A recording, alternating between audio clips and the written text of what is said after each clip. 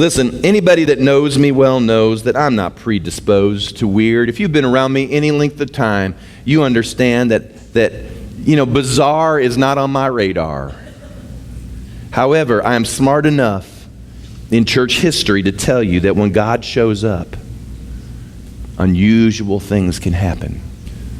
What we can learn is not everybody's thrilled with the Holy Spirit's work. Now, I want you to think about this, folks. We take the Bible seriously, and just taking the Bible seriously alienates most of the culture. Think about that. We're Bible believers. And just as a Bible believer, you've automatically, in some ways you don't mean to, but somehow it lops people off because they just think you're crazy because you believe the Bible. And not only that, but we engage the evils of our culture vigorously with truth. Well, that whittles away the others that might even take time to look at us, despite the fact we believe the Bible. And then add on top of that, we believe in the present work of the Holy Spirit. Now, do you understand why folks might not always be tripping over themselves to come see us? We are passionate. We are after God. I mean, when you want to be a disciple and you want to be engaged and you want to live this 24/7, 365, this isn't something you just do on Sunday, but this is something in your DNA. Not everybody's going to be thrilled. And now I want to ask you, do you want to be a part of another revival?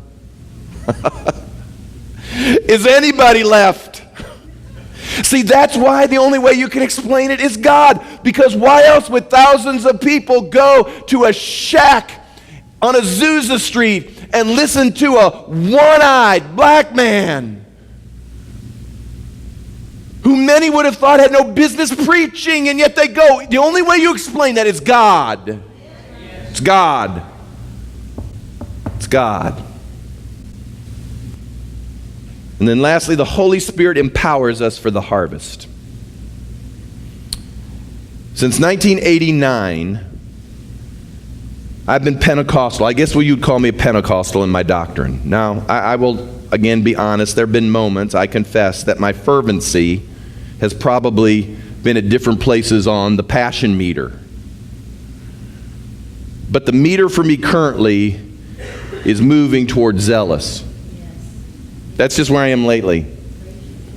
Because it's going to take a full gospel witness to press the gospel into this culture. You see, you just can't be smarter than all the Philistines out there. I mean, it's not enough to be able to banter well with talk radio hosts or with newspaper reporters or with television anchors. I think that has to be done, but we're not going to win the battle and we're not going to press the kingdom into the culture just because we can banter with people better. The only way this is going to happen is when God fills His church up again with His Spirit and we are able to go into the streets filled with the Holy Spirit, speaking, yes, maybe in other tongues, but speaking nonetheless. And through the power of God, people are drawn into His kingdom. They aren't coming because you're so smart, you're so sharp. I mean, you may be one-eyed yourself. God doesn't care. He uses foolish things to shame the wise. He'll take someone from the other side of the track, pluck them out, and use them to propagate His kingdom and His message in the earth. And the good news about all of that is any one of us can qualify for that. And I am for penetrating this culture with the gospel. I am convinced we need Spirit-baptized people to arise and engage in every arena of life, just like Acts chapter 2. God's calling people, but He's not calling everybody to be professional clergy. He's calling people to arise filled with His Spirit to go wherever He has placed you because it's His story in you. And there is your mission field. And there is your kingdom assignment. God isn't necessarily plucking us out and sending us all to Russia and Africa and China. He's plucking some of you out and sending you to school.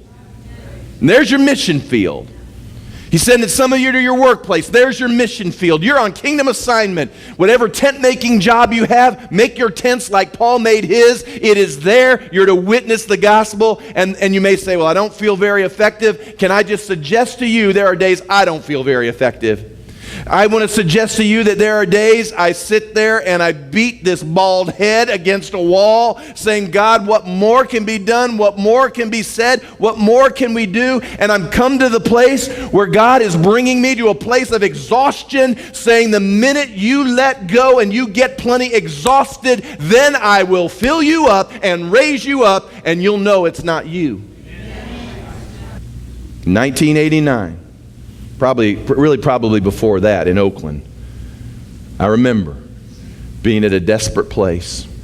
I remember as a pastor, I'm almost embarrassed to say it, but as a pastor I would go home under such depression that I would walk up to a third floor room and turn all the lights out and pull the shades down in the room. It was dark. It was pitch black. And I would sit in a rocking chair at the age of about 28, and I would rock in darkness with my wife downstairs wondering what has happened to her husband, knowing that I'm slipping away into some depression. Being exhausted, being hurt, being tired, being everything that you could label a person who's under that type of oppression, and realizing because of my faithful wife's exhortation that I was going to need something beyond my training, something beyond my education, something beyond the letters behind my name, something beyond my reputation, something beyond just being the pastor. I was going to need a direct contact with the living God. That's the only thing. I even went and saw some psychologist over at the hospital, and he was nuttier than I was. You want to talk about the blind leading the blind? I've lived that. But just in listen, when you're desperate, you get humble. When you're desperate.